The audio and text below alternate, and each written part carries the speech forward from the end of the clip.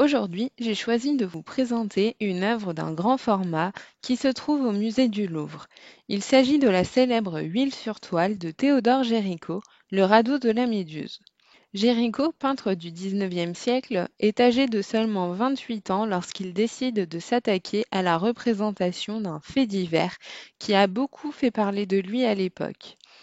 En 1818, il débute la réalisation de cette œuvre.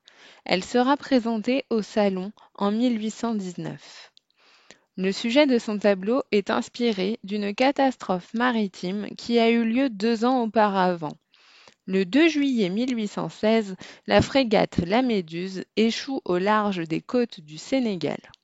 Si certains réussissent à monter à bord des chaloupes qui sont en nombre trop peu suffisant, d'autres n'ont pas cette chance. 150 naufragés embarquent à bord d'un radeau de fortune construit à la hâte. Ce radeau dérive pendant 13 jours. Les personnes se trouvant à bord connaissent la faim, le désespoir, la mort, et certains commettent des actes de cannibalisme pour survivre. Afin de réaliser son œuvre, l'artiste se place en véritable chercheur. Il va mener une enquête auprès des survivants du radeau.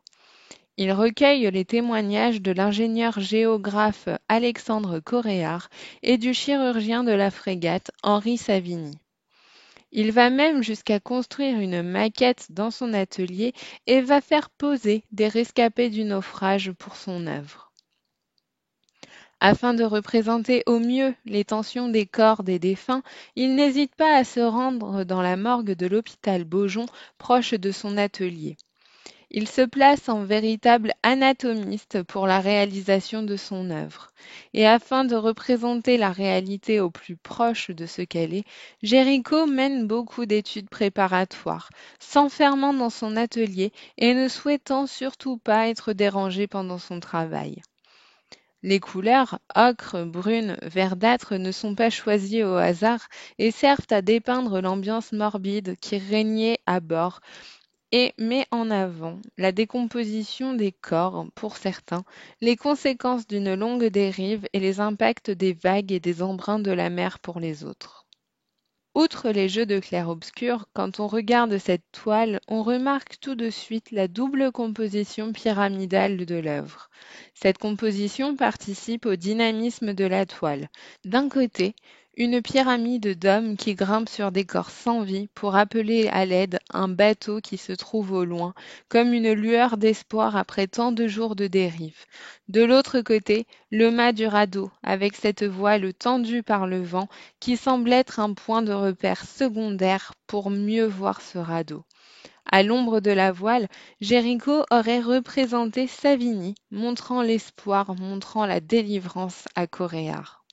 Mais quel lien y a-t-il avec les sciences, me demanderez-vous? J'y viens, justement.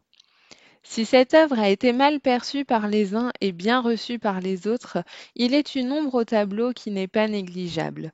Il semblerait, selon certains, que Géricault ait utilisé ce qui s'appelle du bitume de Judée, fréquemment utilisé au début du XIXe siècle par les peintres français pour reproduire des teintes brunes très foncées.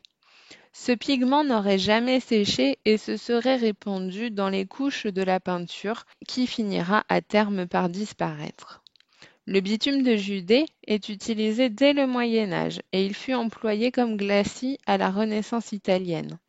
Les artistes du XIXe siècle vont l'utiliser abondamment car peu onéreux. C'est le cas notamment du célèbre peintre Gustave Courbet. Très vite, on s'aperçoit qu'employé en trop grande quantité, il peut dégrader les peintures. Ceci est dû notamment à sa composition, qui n'est autre qu'un mélange d'hydrocarbures.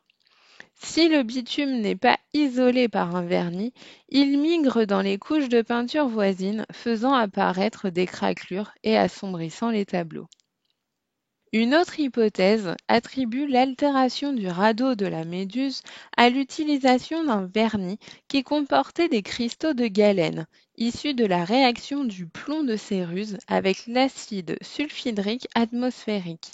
L'altération et la disparition progressive du radeau de la Méduse seraient donc dues à l'utilisation d'une huile cicative permettant d'accélérer le séchage avec trop d'oxyde de plomb et de cire.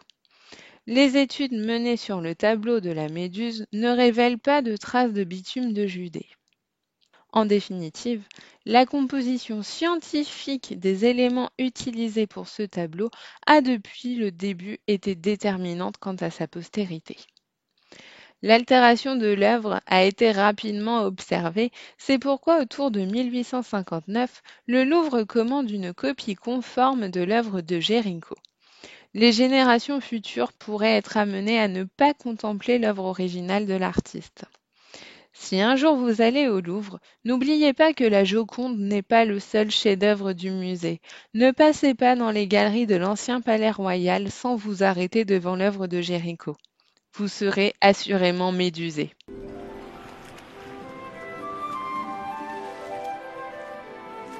Je suis médusé. C'est fini pour aujourd'hui, j'espère vous retrouver la semaine prochaine pour un nouvel épisode de Les sciences et l'art, les sciences dans l'art. À bientôt!